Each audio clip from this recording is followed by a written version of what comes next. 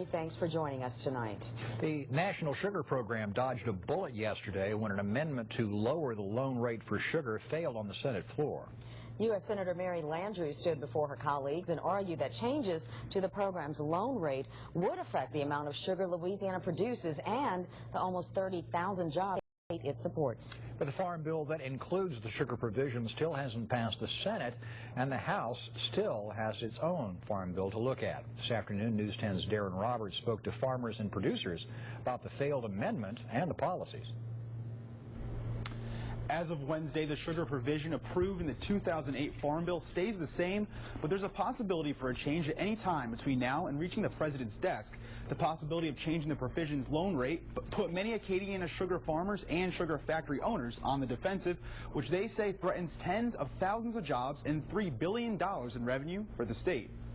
This production represents a huge part of our state's economy, and the loss of market for this product would be devastating. Sugar producers in the United States were in danger of receiving less government loan money to buy sugar cane off the hands of farmers on Wednesday when the sugar provision in the latest farm bill was up for debate. It would have made it more expensive to borrow the money and also to repay the loan.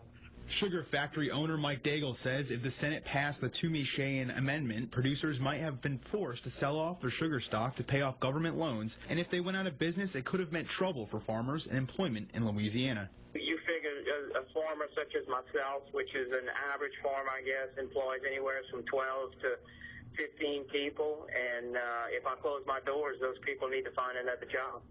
Opponents of the sugar provision in the Senate were arguing that sugar price supports and loans hurt the free market. But Lafayette farmer Chad Hanks says it will never be a free market with all the subsidies that other countries provide their farmers, and not to mention it has kept prices stable. If you look at the cost of sugar right now on the market, it is at the same level it was in 1980.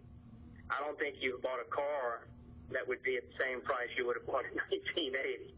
And as for the opponents who say government intervention keeps prices from falling even lower, Senator says that isn't true, and even if they were, customers wouldn't see a difference. 1% of the cost of a cupcake, 2% of the cost of a candy bar, 3% cost of a carton of ice cream, and 5% a bag of hard candy.